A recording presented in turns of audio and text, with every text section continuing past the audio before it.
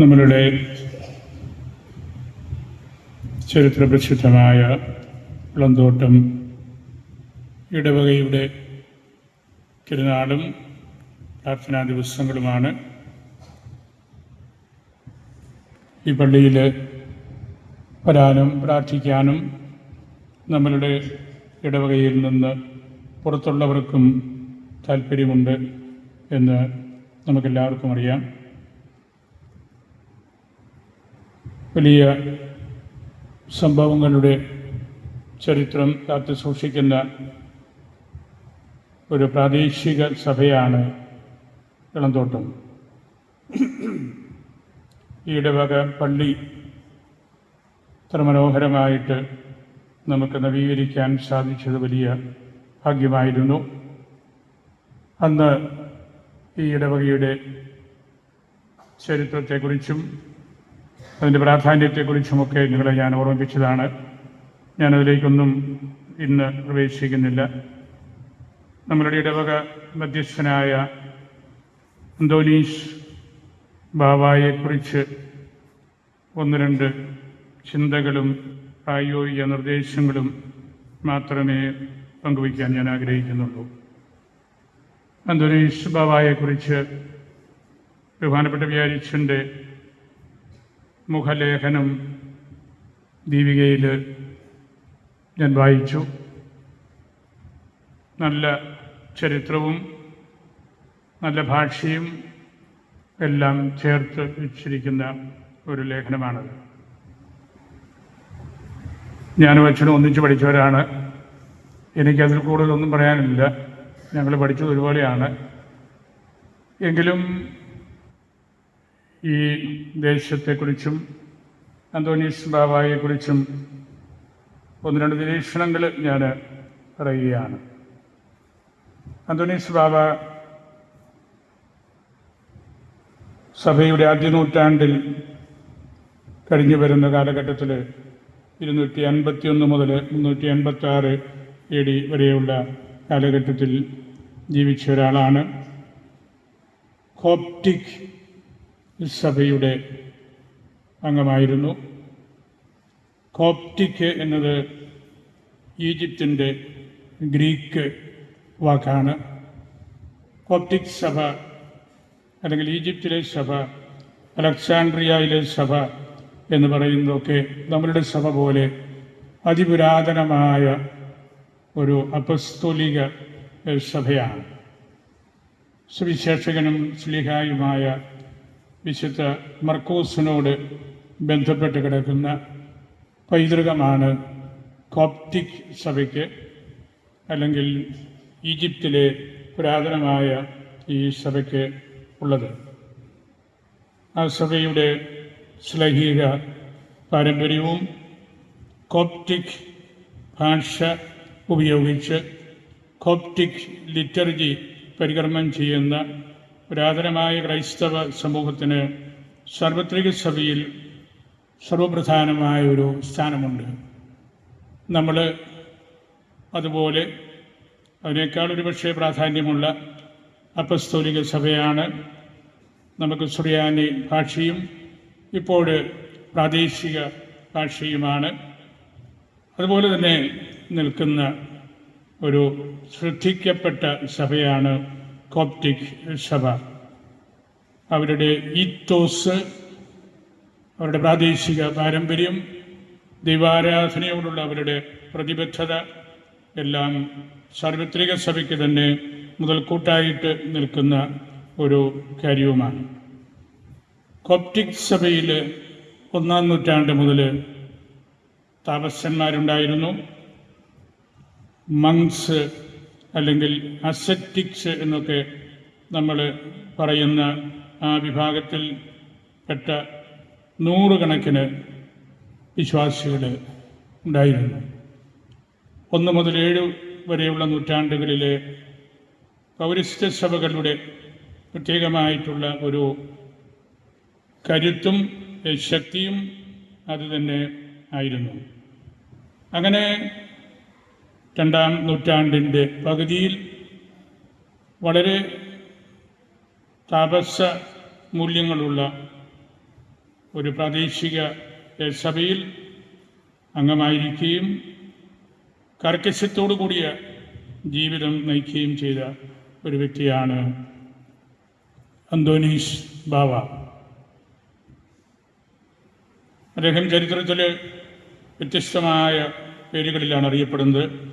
Antony the great, Antony the abbot, Antony the ബാവ, Antony of Egypt, Antony of the desert, Antony of the anchorite. ഇങ്ങനെ ഒരു ഡസനിലധികം പേരുകൾ അദ്ദേഹത്തിനുണ്ട്. അത് അദ്ദേഹം ജീവിച്ച ആ ശൈലിയോട് ബന്ധപ്പെട്ട്, ആ രാജ്യത്തോട് ബന്ധപ്പെട്ട്, പൗരസ്ത്യ സഭകളുടെ തനിമകളോട് ബന്ധപ്പെട്ട് ചാർത്തി പറയുന്ന പേരുകളാണ് അതെല്ലാം. കോപ്റ്റിക് സഭ അതിൻ്റെ തനിമ കാത്തു സൂക്ഷിക്കാൻ വേണ്ടി വളരെയേറെ പരിശ്രമിച്ച ഒരു സഭയാണ്. കോപ്റ്റിക് സഭയുടെ കത്തോലിക്ക പാത്രിയാർക്കീസിനെയും അവിടുത്തെ ഏതാനും പിതാക്കന്മാരെയും എനിക്ക് പരിചയമുണ്ട്. അവരിലൊരാൾ ഫോൻസാമയുടെ പുണ്യ ഖബർ സന്ദർശിക്കാൻ വേണ്ടി നമ്മുടെ പാലായിൽ വന്നിരുന്നു. സിനഡുകളിൽ വെച്ച് അവരെ കണ്ടിട്ടുണ്ട്, പരിചയപ്പെട്ടിട്ടുണ്ട്. അപ്പോഴെല്ലാം അവർ വലിയ അഭിമാനത്തോടു കൂടിയാണ് ആ സഭയുടെ പാരമ്പര്യവും അപ്പസ്തോലികമായ ഉത്ഭവവും എല്ലാം മനസ്സിലാക്കിയിട്ടുള്ളതും നമ്മളുമായിട്ട് പങ്കുവയ്ക്കുന്നതും.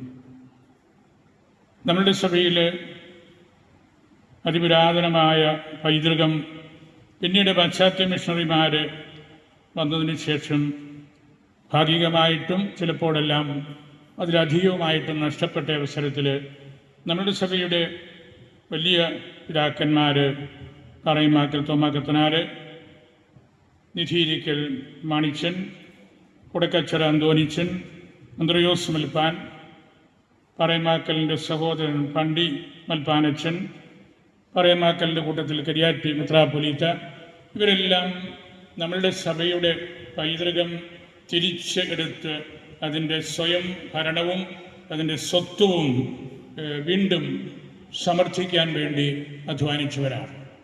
അങ്ങനെയുള്ള ഒരു പരിശ്രമത്തിൻ്റെ ഭാഗമായിട്ട് ചിലപ്പോൾ നമ്മൾ ശ്ലൈഹിക സിംഹാസനത്തോട് അല്പം മാറി നിന്ന് ബന്ധപ്പെട്ട ഒരു സാഹചര്യത്തിലാണ് നമ്മളുടെ സഭയിൽ പിതാക്കന്മാർ സുറിയാനി സഭയിൽ നിന്ന് വ്യത്യസ്തമായ ചിന്തകൾ അല്പം വെച്ച് പുലർത്തുന്ന ആളുകൾ, റോക്കോസ് മെത്രാൻ, മേലൂസ് മെത്രാൻ, അദ്ദേഹത്തെ തുടർന്ന് ഇവിടെ നമ്മളുടെ ഈ സ്ഥലത്ത് മാർ അബ്ദീശോ ഇളംതോട്ടത്ത് വരികയും ഇവിടെ പ്രവർത്തിക്കുകയും ഇവിടെ അദ്ദേഹത്തിൻ്റെ എപ്പിസ്കോപ്പൽ സിംഹാസനം ഉറപ്പിക്കുകയും എല്ലാം ചെയ്തു. അത് ഈ സഭയിലെ തീവ്രമായ ഒരു വികാരത്തിൻ്റെ ഭാഗമായിട്ട് വന്നതാണ്. ഇന്ന് നമ്മൾ തൃശ്ശൂരുള്ള സുറായി സഭയിലെ പിതാക്കന്മാരും അവരുടെ ദൈവജനവും ഇതിനോട് അന്ന് ബന്ധപ്പെട്ട് നിന്ന ഒരു ദേശമായിരുന്നു. പിന്നീട് നമ്മുടെ പൊതുവായിട്ടുള്ള സിറോ മലബാർ സഭയുടെ പൈതൃകം പൂർണ്ണമായിട്ട് ഉൾക്കൊള്ളണമെന്നുള്ള ആ ചിന്തയിൽ എല്ലാവരും തന്നെ വരികയും ആ പിതാക്കന്മാരായിട്ട് നമ്മൾ കാര്യമായ അഭിപ്രായ വ്യത്യാസങ്ങളൊന്നും വരുത്താതെ തന്നെ കത്തോലിക്ക കൂട്ടായ്മയിൽ സിറോ മലബാർ സഭയുടെ സ്വത്വമാണ് ഇത് എന്ന് പൂർണ്ണമായിട്ട് തിരിച്ചറിഞ്ഞ് നമ്മൾ ആ രീതിയിൽ വളർന്നത്. നമ്മളിപ്പോഴത്തെ വലിയൊരു ഇടവകയായി 350ഓളം കുടുംബങ്ങളുണ്ട്.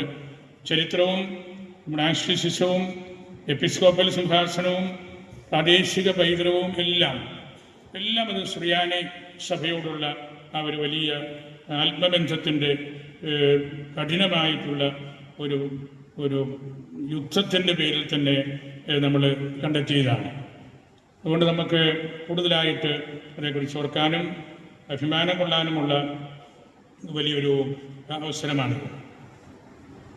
അന്തോനീസ് ബാവ കോപ്റ്റിക് സഭയിലെ കത്തോലിക്ക മാതാപിതാക്കളിൽ നിന്ന് പിറന്ന് ആ സഭയുടെ വലിയൊരു താപസനായിട്ട് വളർന്ന് വന്ന് മലമുകളിലും മരുഭൂമിയിലും ചെറിയ കുടിലുകളിലും ഒക്കെ താമസിച്ച് ഈശോയുടെ സുവിശേഷം അതിൻ്റെ തനിമയിൽ മനസ്സിലാക്കി എടുത്ത ഒരു ആളാണ്. അദ്ദേഹത്തിൻ്റെ പ്രാധാന്യം പ്രീ കാൽസിഡോണിയൻ കാലഘട്ടത്തിലെ ഒന്നാമത്തെ കൗൺസിൽ 551 കാൽസിഡോൺ കൗൺസിലാണ്. അതിനു മുമ്പ് നിക്കിയായും എഫേഷ്യസും ഉണ്ടായിരുന്നു. ഈ കൗൺസിലുകൾ വരുന്നതിന് പിറകിലുള്ള കാലഘട്ടത്തിൽ ജീവിച്ച ഒരാൾ, സത്യസഭയുടെ വിശ്വാസം സംരക്ഷിച്ചയാൾ എന്ന നിലയിൽ അദ്ദേഹത്തിന് വലിയ പ്രാധാന്യമുണ്ട്. സാർവത്രിക സഭ എക്യുമേനിക്കലായിട്ടുള്ള കാര്യങ്ങളിലേക്ക് വരുമ്പോഴെല്ലാം എത്യോപ്യൻ സഭ, കോപ്റ്റിക് സഭയെയും ഇദ്ദേഹത്തിൻ്റെ സമകാലികരായിട്ടുള്ള ആളുകളെയും വലിയ പ്രാധാന്യത്തോടു കൂടിയാണ് കാണുന്നത്. അദ്ദേഹം സുവിശേഷത്തെ സംരക്ഷിക്കാൻ വേണ്ടിയാണ് താപസ ജീവിത ശൈലിയിലേക്ക് മാറിയതും അത്തരത്തിൽ സുവിശേഷത്തെ വ്യാഖ്യാനിച്ചതുമെല്ലാം. എനിക്ക് നിങ്ങളുമായിട്ട് പങ്കുവയ്ക്കാനുള്ള ഒരു ചിന്ത, അന്തോണീസ് ബാബ ആ അർത്ഥത്തിൽ A synthesis of the gospel, fighter against devil, ഈ രണ്ട് വഴികളിലാണ് ആദിമസഭ അദ്ദേഹത്തെ കൂടുതലായിട്ട് മനസ്സിലാക്കുന്നത്. സുവിശേഷം മുഴുവൻ പഠിച്ച് മനസ്സിലാക്കി അതിന് വ്യാഖ്യാനം കൊടുത്ത ആളും പൈശാചിക ശക്തികൾക്ക് എതിരായിട്ട് പോരാടിയ വ്യക്തിയും. അതിനുവേണ്ടി അദ്ദേഹം കണ്ട ഒരു മാർഗമായിരുന്നു ലോകത്തിൻ്റെ വലിയ വൈശീകരണങ്ങളിൽ നിന്ന് മാറി നിന്ന് കൂടുതൽ പ്രാർത്ഥിക്കണം, സുവിശേഷം പഠിക്കണം. അപ്പോൾ മാത്രമേ നമുക്ക് പൈശാചിക ശക്തികളെ കീഴ്പ്പെടുത്താനായിട്ട് പറ്റുകയുള്ളൂ എന്നെല്ലാം അദ്ദേഹം മനസ്സിലാക്കി. അദ്ദേഹം ഒരു ആശ്രമവും സ്ഥാപിച്ചില്ല. അദ്ദേഹം മങ്കായിരുന്നു, അസെറ്റിക് ആയിരുന്നു, ആൻകോറൈറ്റ് ആയിരുന്നു, മരുഭൂമിയിൽ താമസിച്ച ഒരു പിതാവാണ്, ഒരു വലിയ ശ്രേഷ്ഠ ഗുരുവാണ്. പക്ഷെ അദ്ദേഹം ഒരു ആശ്രമവും സ്ഥാപിച്ചില്ല. പക്ഷേ പുരാതനമായ ഈജിപ്ഷ്യൻ സംസ്കാരത്തോട് ബന്ധപ്പെട്ട പൗരസ്ത്യ മൊണാസ്റ്റിസിസം വളർന്നു വന്നതിൽ അദ്ദേഹം ഇൻഫ്ലുവൻഷ്യലായിരുന്നു. അദ്ദേഹം ഒരു കെട്ടിടവും ഒരു സ്ഥാപനവും പണിതില്ലെങ്കിലും അദ്ദേഹം ജീവിച്ച ആ സുവിശേഷ വഴികൾ ഇൻഫ്ലുവൻഷ്യലായിരുന്നു, സ്വാധീനം ചെലുത്തി. അതുകൊണ്ട് ഈജിപ്തിൽ മൊണാസ്റ്റിസിസം അതിൻ്റെ വ്യത്യസ്ത രൂപഭാവങ്ങളിൽ തനിച്ച് താമസിക്കുന്നവർ, ഒന്നിച്ച് താമസിക്കുന്നവർ, മലമുകളിൽ താമസിക്കുന്നവർ, പൊതുജനത്തിനിടയിൽ താമസിക്കുന്നവർ, അലക്സാണ്ട്രിയ പോലുള്ള വലിയ പട്ടണത്തിൽ താമസിക്കുന്നവർ, ഇങ്ങനെ വ്യത്യസ്ത തലങ്ങളിലുള്ള സമർപ്പിതരുണ്ട്. അങ്ങനെയെല്ലാം അദ്ദേഹം ജീവിച്ചതുകൊണ്ട് അദ്ദേഹം ഇൻഫ്ലുവൻഷ്യലായിരുന്നു. അനേകം വ്യക്തികളെ സ്വാധീനിച്ചു, ആദിമ സഭകളെ സ്വാധീനിച്ചു. കൗൺസിലിൻ്റെ പിറകിലുള്ള ഒരു കാലഘട്ടത്തിലെ തിയോളജി അന്വേഷിക്കുന്നവരെല്ലാം ഇദ്ദേഹത്തെ ഒരു മാതൃകയായിട്ട് എടുക്കുകയാണ്.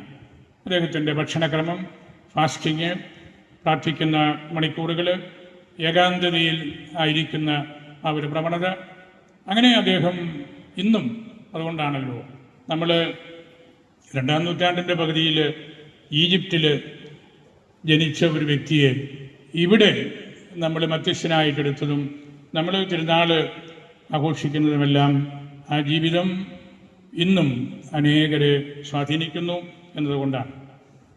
രണ്ടാമത്തെ ഒരു കാര്യം, അദ്ദേഹത്തെക്കുറിച്ച് നമ്മൾ കൂടുതൽ വായിക്കുകയും പഠിക്കുകയും ചെയ്യുമ്പോൾ ഒറ്റ വാക്കിൽ പറഞ്ഞാൽ ഗൗദിയം പാസ്കാലെ, പാസ്കൽ മിസ്റ്ററി, രക്ഷാകര പദ്ധതിയുടെ ഒരു സന്തോഷം ഗൗദിയും ജീവിതത്തിൽ കൊണ്ടു നടന്ന ആളാണ്.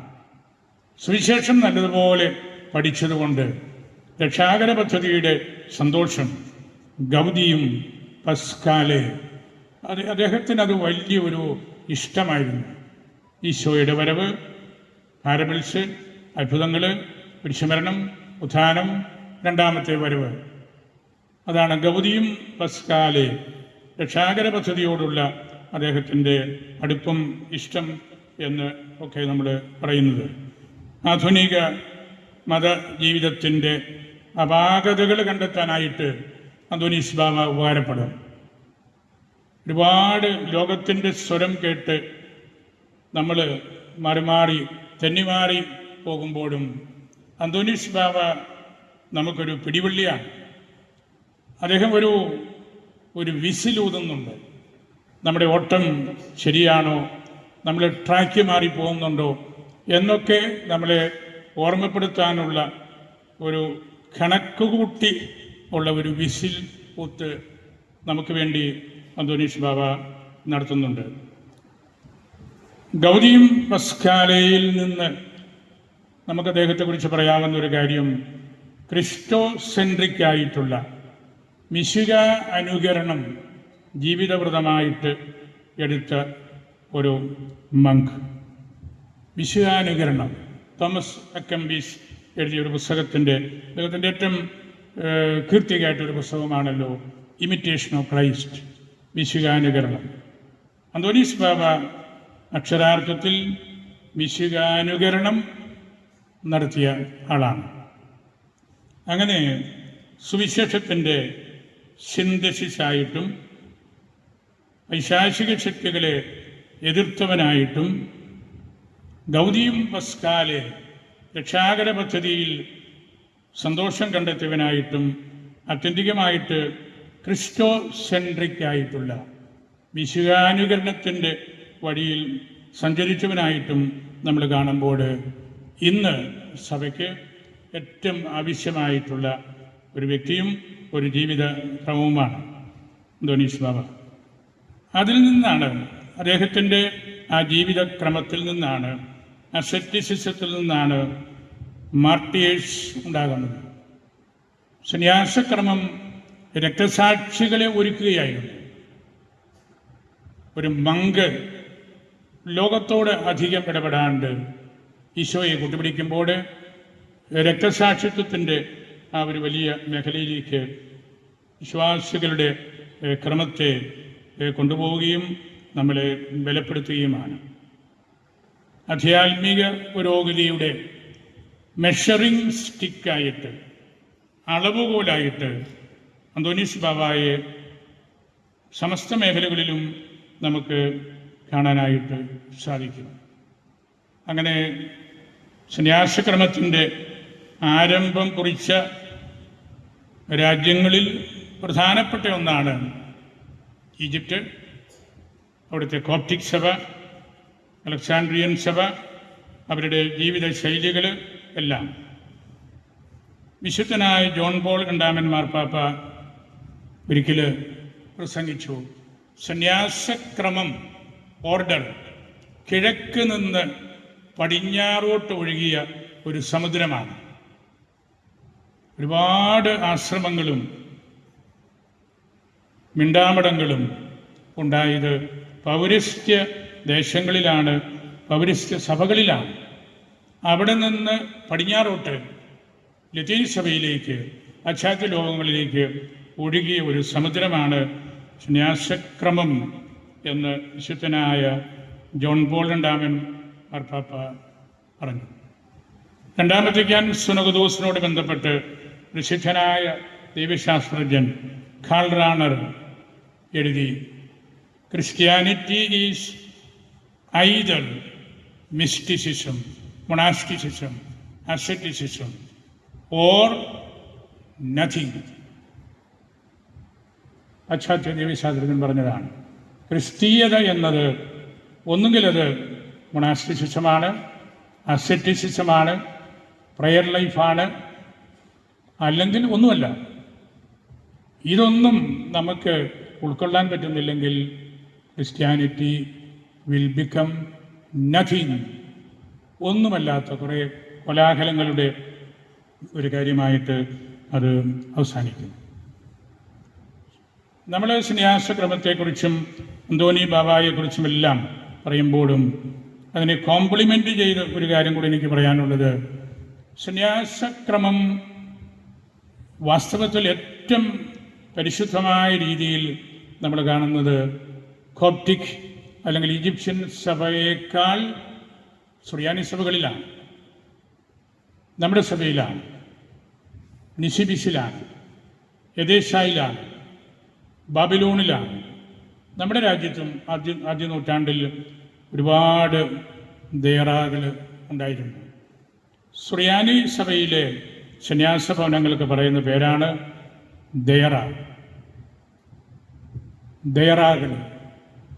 ദേറ താക്കോൽ സ്ഥാനത്ത് നിൽക്കുന്ന ഒരു പേരാണ്. ദേറ എന്ന സുറിയാനി വാക്കിൻ്റെ അർത്ഥം വാസസ്ഥലം, മേച്ചിൽ സ്ഥലം, വീട്, സ്വസ്ഥത എന്നൊക്കെയാണ്. ദേറ താക്കോല് പോലെയാണ്. ആ താക്കോലിട്ട് നമ്മൾ തുറക്കുമ്പോൾ ഈശോയുടെ, സഭയുടെ, സുവിശേഷത്തിൻ്റെ വലിയ രഹസ്യങ്ങളാണ് നമ്മൾ കാണുന്നത്. ദേറാകളാണ് സഭയുടെ ആധ്യാത്മിക ഖജനാവ്, സഭയുടെ ആത്മീയ ആയുധപ്പുര എന്നാണ് സുറിയാനി സഭയിലെ ദേറാകളെക്കുറിച്ച് പണ്ഡിതന്മാർ പറഞ്ഞു വച്ചിരിക്കുന്നത്. സുറിയാനി സഭയിലെ ദേറാകൾ 100 കണക്കിന് ദേറാകളുണ്ടായിരുന്നു 17-ാം നൂറ്റാണ്ട് വരെ. പിന്നീട് പല കാരണങ്ങൾ കൊണ്ട് ദേറാകളൊക്കെ അപ്രത്യക്ഷമായി. ഏക മനസ്സോടുകൂടി സഭയായിട്ട് ജീവിക്കാനുള്ള ഏറ്റവും നല്ല മാർഗമാണ് ദേറ. നമുക്ക് നമ്മുടെ യുവതിയിൽ കാപ്പന്തലിയിലൊരു ദേറ ഉണ്ട്, ബഹുമാനപ്പെട്ട കുന്നമാക്കലക്ഷൻ തുടങ്ങിയ ദേറ. പാലായുടെ പട്ടണത്തിൽ തന്നെ 1-2 ദേറാകൾ സ്ഥാപിക്കണമെന്ന് എനിക്ക് ആഗ്രഹമുണ്ട്. നമ്മുടെ ആറയുടെ അച്ഛന്മാർ എന്നോട് പറഞ്ഞിട്ടുണ്ട്, ഒരു ദേറ ജീവിതക്രമം തുടരാനായിട്ട് പിതാവ് ഒരിടത്ത് സംസാരിച്ചത് കേട്ടു. ഞങ്ങൾക്കതിനോട് ചേർന്ന് നിൽക്കാൻ താല്പര്യമുണ്ടെന്ന്.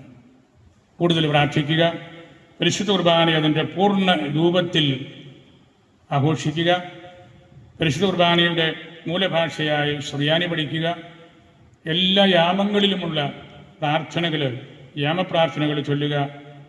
നിരന്തരം പ്രാർത്ഥന യാമപ്രാർത്ഥനയാണ്. എല്ലാ യാമങ്ങളിലുമുള്ള ആഘോഷമായ പ്രാർത്ഥന, പരിശുദ്ധ കുർബാനയുടെ സമ്പൂർണമായ ആഘോഷം, ആത്മീയ ഗ്രന്ഥങ്ങളുടെ വായന. നമുക്ക് പ്ലാശനായിൽ ദേറാവുണ്ടായിരുന്നു, കുടക്കച്ചറ അന്തോനീച്ചൻ സ്ഥാപിച്ചത്. പൂഞ്ഞാറ്റിൽ ദേറ പോലെയുള്ള സ്ഥലമുണ്ടായിരുന്നു.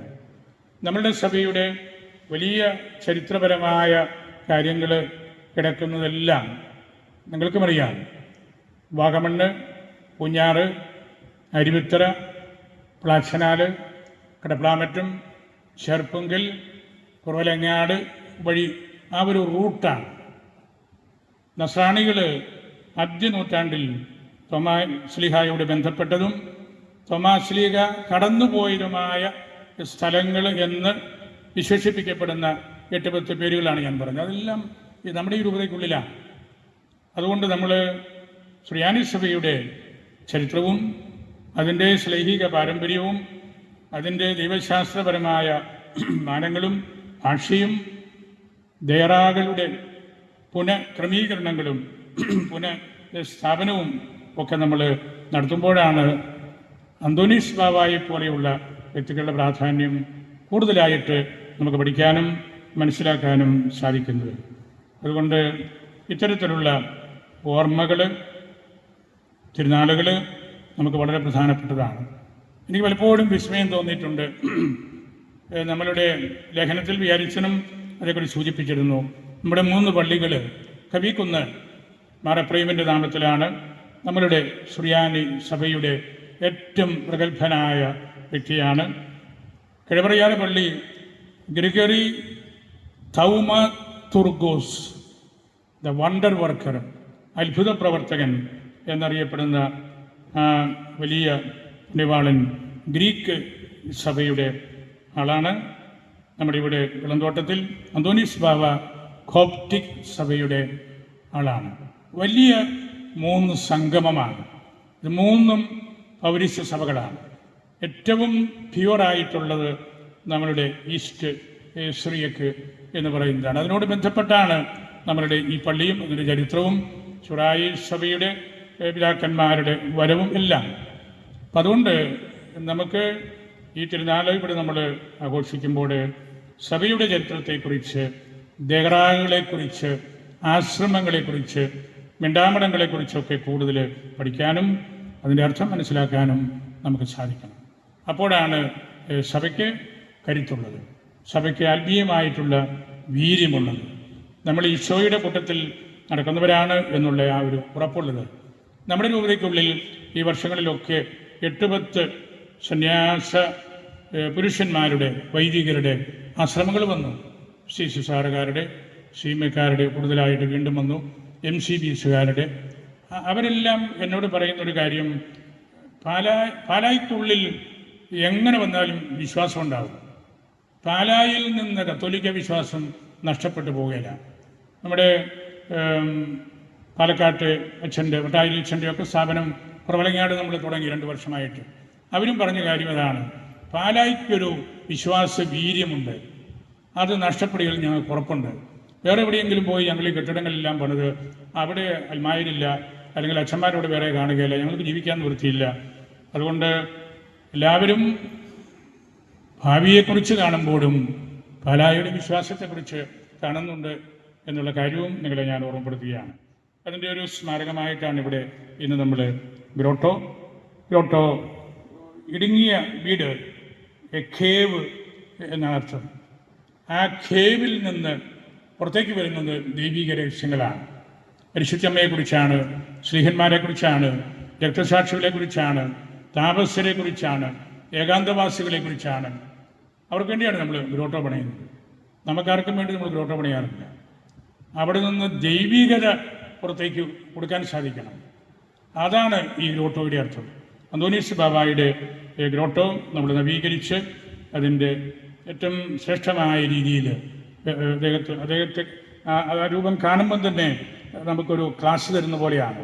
കയ്യിലുള്ള കുരിശുവടി, വിശുദ്ധ ഗ്രന്ഥം എല്ലാം. അപ്പോൾ അങ്ങനെയുള്ള കാര്യങ്ങളിലേക്ക് നമുക്ക് കൂടുതൽ ഇറങ്ങാനും പ്രവർത്തിക്കാനും ഒക്കെ സാധിക്കും. 10 മിനിറ്റ് കൂടുതൽ പറയരുതെന്ന് വിചാരിച്ചും പറഞ്ഞിരുന്നു. ആ സമയമെല്ലാം കടന്നുപോയി. നിങ്ങൾ ശാന്തമായിട്ടിരിക്കുന്നത് കണ്ടപ്പോൾ ഞാൻ പറഞ്ഞു പോയതാണ്. ഏതായാലും ഈ സന്ധ്യയിൽ ഇവിടെ വരാനും നിങ്ങളോടൊത്ത് ഈ തിരുക്കർമ്മങ്ങളിൽ പങ്കെടുക്കാനും സാധിച്ചതിൽ എനിക്ക് വലിയ സന്തോഷമുണ്ട്. സ്നേഹനിധിയായ വിയാരിച്ചൻ ഡോക്ടർ ജോർജ് അമ്പലത്തിങ്കലിനെ ഞാൻ ദൈവമായിട്ട് ഓർക്കുന്നു, നന്ദി പറയുന്നു. വിദ്യാസമ്പന്നനായ ആളാണ്. കോളേജുകളുടെ പ്രിൻസിപ്പലായിരുന്നു, നമ്മുടെ സെൻറ് തോമസ് കോളേജിലെ അധ്യാപകനായിരുന്നു, അങ്ങനെ പല ചെറുപ്പങ്കൽ കോളേജിൻ്റെ പ്രിൻസിപ്പലായിരുന്നു. വലിയ സേവനം ചെയ്തു. നല്ല ഒരു പ്രാർത്ഥനക്കാരനാണ്. ഭാവിയിൽ ഒരു ദേറാക്കാരനാകാനുള്ള എല്ലാവരും മാനവും അച്ഛനിലുണ്ട്. അച്ഛൻ്റെ പ്രാർത്ഥനയും അച്ഛൻ്റെ വിനയപൂർവമായ സമീപനവും വാക്കുകളും എല്ലാം വളരെ പ്രോമിസിങ് ആണ്. നമുക്ക് വലിയ സ്നേഹം തരുന്നതാണ്. ഈ ദേശത്തുള്ള അച്ഛന്മാരെല്ലാം കൂടെ ഒന്നുചേർന്നതും ബഹുമാനപ്പെട്ട വിയാരിച്ചനോടും നിങ്ങളോടുമുള്ള ആ സ്നേഹം കൊണ്ടാണ്. ഇളംതോട്ടും എനിക്കും വളരെ ഇതിൻ്റെ ചരിത്രവും ഇതിൻ്റെ പ്രാധാന്യവും കുറേയൊക്കെ വായിക്കാനും പഠിക്കാനും എനിക്കും വലിയ താല്പര്യമുണ്ട്. അങ്ങനെ എൻ്റെ ഹൃദയത്തിലുള്ള ഒരു സ്ഥലമാണിത്. ഇവിടെ നിന്നാണ് നമ്മുടെ യുവതാ കേന്ദ്രത്തിലെ ശുശ്രൂഷകരെല്ലാം, ബിജു, സിജോ, എഞ്ചിനീയറിംഗ് കോളേജിൻ്റെ ഡ്രൈവർ, ഇവരെല്ലാം ഞങ്ങളെല്ലാവരും ഓടിക്കുന്നവരാണ്, ഇവിടുത്തുകാരാണ്. അതും അന്തോനീസ് ബാബ നൽകിയ ഒരു കൃപയാണെന്നാണ് ഞാൻ കരുതുന്നത്. വേറെ എവിടെയെങ്കിലും ഡ്രൈവർമാരെ കിട്ടാനായിട്ടാണ്. അത് ദൈവിക പദ്ധതിയിൽ വരുന്നതാണ് ഇതെല്ലാം. അതുപോലെ ഞങ്ങളുടെ സമാക്ഷൻ ലാബീസ് ദൈവത്താൽ അനുഗ്രഹീതമായ ഈ സ്ഥലത്തെ ഒന്നുകൂടെ നമുക്ക് ഓർക്കാം. നിങ്ങളെല്ലാവരെയും അന്തോനീസ് ബാബായ്ക്കും പരിശുദ്ധ അൽഫോൻസാമയ്ക്കും സമർപ്പിക്കുന്നു. നമുക്ക് ഗ്രോട്ടോ വെഞ്ചരിപ്പിനായിട്ട് എഴുന്നേറ്റ് പുറത്തേക്ക്